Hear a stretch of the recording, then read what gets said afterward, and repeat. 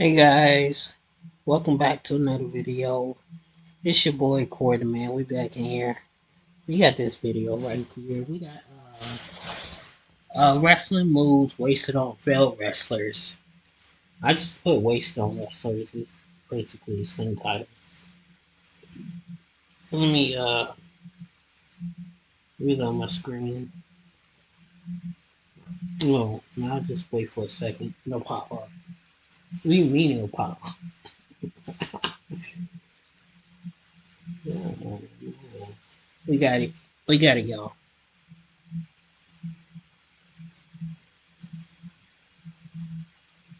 Okay. We're doing that nice. We're doing that nice. Okay, we got it. Let's get it started. We got it popping on all three of my accounts. I'll like all the videos in just a second. Okay, now here we go.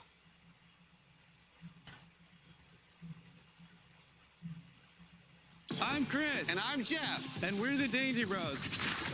We do lots of crazy challenges, and this one Good for y'all. The right finishing move is an important ingredient when it comes to making a WWE wrestler into a WWE superstar. Can you imagine Steve Austin, for example, using the abdominal stretch instead of the Stone Cold Stunner? Or how about The Undertaker finishing off foes with the dreaded airplane spin? Wouldn't have quite the same effect, would it? In saying He that, can make a it work. badass finisher isn't exactly a If he did guarantee of angrily. success in and of itself, and there have been plenty of lesser stars who, nevertheless, have ended matches with some of the gnarliest moves this side of the RKO. I'm Adam Pacitti from Cultaholic Wrestling, and these are 10 great finishers wasted on failed WWE wrestlers. Join us.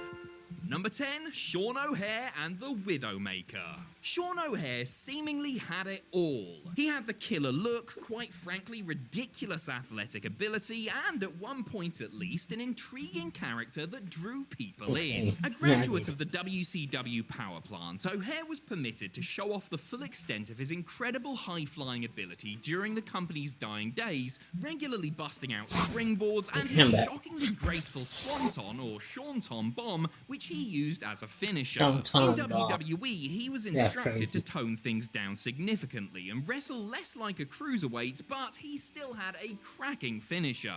While stationed at developmental territory OVW, O'Haire used the F5, though obviously that was taken by a certain next big thing by the time he got called back up to the main roster in early 2003. So he unleashed the Widowmaker, fantastic name, which started in a fireman's carry position but saw the Devil's Advocate drop his opponent backwards while he fell to his knees. Though primarily used against no-hopers on heat and velocity, the Widowmaker did land O'Haire some impressive victories over the likes of Eddie Guerrero and Rikishi on SmackDown. It's just a shame that Him was being as able good to as pick it up got. Rikishi's Number wow. 9, Luther Reigns and the Reign of Terror.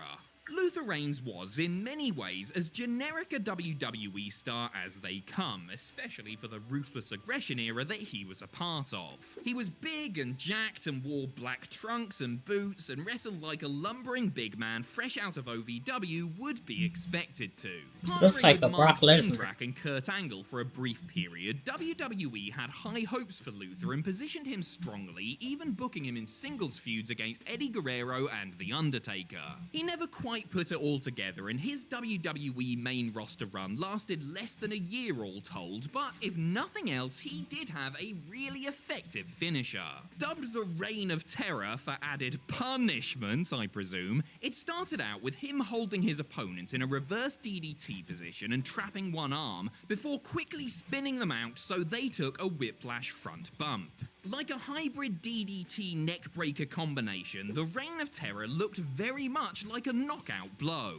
If only Reigns had a full head of hair, a different first name, was Samoan, and used the spear instead, then he'd have really been onto something. Number 8, Ultimo Dragon and the Asai DDT. If I was a wrestler, well, if I was a wrestler again that is, I would probably name my finisher after myself, so that everyone watching my matches knows how great I am. The Pacitti Bomb and the Pacitti Driver, they both sound like money. Legendary Japanese cruiserweight Ultimo Dragon certainly had the right idea, giving two of his famous inventions a little personal branding. Really personal, actually, because he forewent using either Ultimo or Dragon and instead used his real surname, Asai. In the early 90s, he innovated the Asai moonsault, the springboard middle rope moonsault press to the outside, which was simply mind-blowing to witness at the time. When he eventually made it to WWE in 2003, he brought with him another new creation, the Asai DDT. Grabbing his opponent as if he was about to hit a cutter, the masked man would instead jump up and flip over his foe, landing on his knees while planting them with a sort of reverse DDT.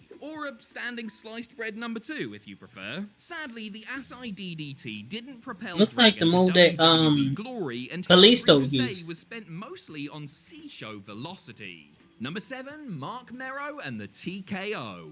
Mark Mero sure was marvellous, wasn't he? I mean, it was his nickname and everything. He was also a wild man and had a wildly impressive moveset, truth be told. During his earlier WWE days, he perfected the shooting star press, which he dubbed Marvelocity many years before that particular move became as common as a headlock takeover. Likely in a bid to save his deteriorating knees, Sable's fella switched things up when he went heel, cut his hair, and started wearing boxing shorts. His new finisher of choice Looks like a became the Braun Breaker or TKO, a somebody. sumptuous variation of the classic cutter. Hoisting his opponent up onto his shoulders, Mero spun them around and planted them face first TKO? onto the mat. It was a brutal piece of business and could have helped launch Mero up the card, but it simply wasn't to be, since I he think was that's the famously move that overshadowed by his Theory sultry was using wife when he first and came ended in, up right? slipping down the card into obscurity. And then Brock Lesnar stole Sable and pretty much stole his finishing move too. There's a lesson here, but I'm not entirely sure what it is. I just hope Mark's doing okay.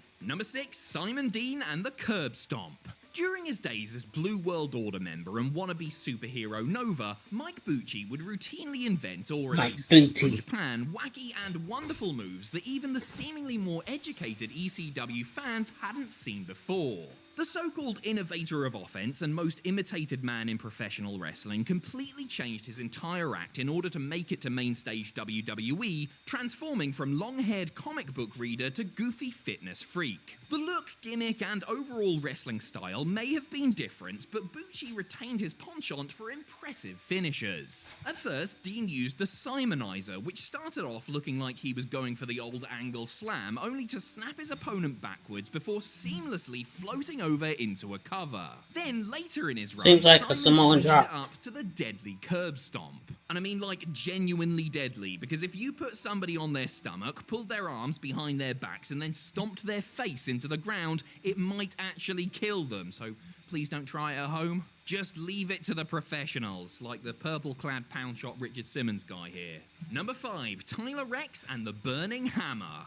Like the curb stomp, the Burning Hammer is a potentially very dangerous move that, if executed incorrectly, could have severe consequences indeed. It was invented by Japanese wrestling great Kenta Kobashi, who used it on rare occasions to end particularly long and brutal wars at a time when he was considered one of the very best wrestlers in the world. Tyler Rex was not one of the very best wrestlers in the world, nor did Tyler ever compete in a long and brutal war, but Rex did poach the Burning Hammer, because why the hell not? Nobody in WWE had really used it before. You could see why WWE had I knew high I hopes recognized for him. Rex, and the Burning Hammer was a good move to help the upstart stand out. Tyler switched things up too, delivering a more controlled version that landed opponents flatter, as opposed to on their head and neck, in more of a dropping DDT.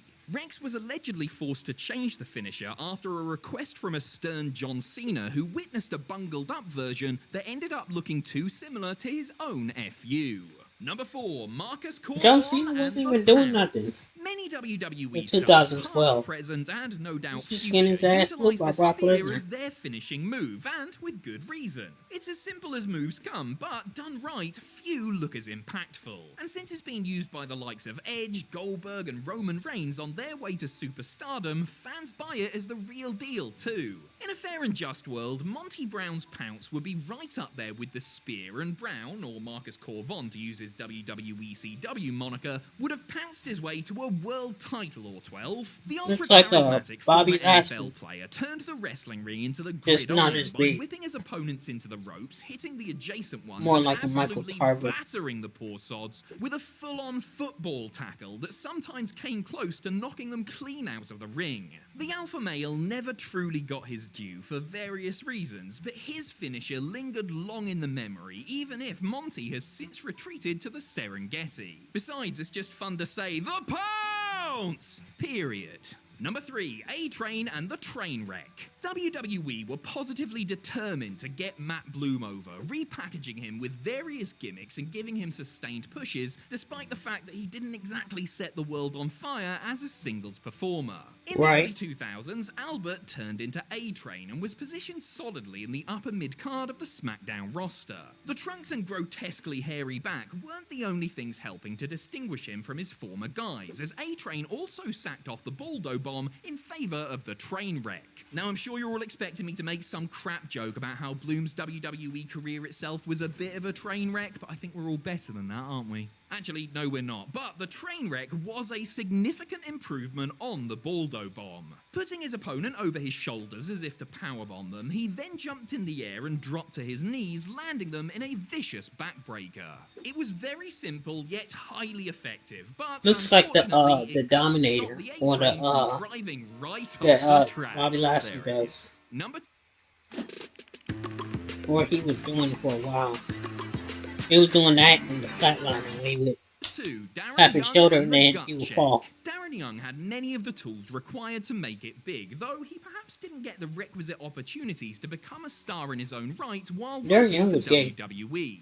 I mean, he The came out player as has gay. since proven, as Fred He came out Rosser as in gay. New Japan and the NWA, Happy he had for a him. lot more He- to offer away happy from that he tag was able teams, to and do perhaps that. the former WWE Tag Team I think this champion was could after return he to the left fold in WWE, though. time. If he does, he better bring his gut check finisher back with him, since that was one of the best things That about almost his isn't act wrong, during right? his spell with the company. Gutbusters always looked like they legitimately hurt, and Young's was one of the best in the game. An incredibly strong man, Mr. No Days Off had no issues busting the guts of even the biggest WWE stars by Bro, pushing you them can't on be his saying shoulders, that, bro. throwing them forward through Busting the air the and guts. down onto his knees. It's not the fanciest move out there, but the best finishers rarely are, and the gut check really deserved to result in more W's He and shoulda got a haircut, millions man. of dollars, millions of His dollars. haircut was not millions bad. of- He just Nah, he guys. needed a cut. Number 1, the Spirit Squad and High Spirits. There wasn't too much to celebrate when it came to the Spirit Squad, the ultra-annoying group of male cheerleaders that were all over WWE Raw in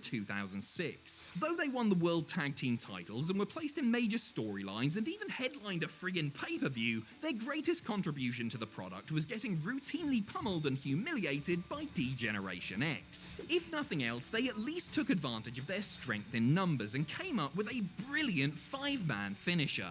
The High Spirits saw each member of the group grab a limb before, on the count of 3, launching their opponent about 8 or 9 feet into the air, sending them crashing down for what was essentially the equivalent of a bump from the top of a ladder. It always looked breathtaking, and I can only assume it literally took the breath away from its victims, especially when someone happy to fly like Shawn Michaels or Rob Van Dam was on the receiving end of it. The Spirit Squad may have been little more than a joke, but there was nothing comical about the High Spirits. Apart from the time they did it to Big Show, that was pretty funny.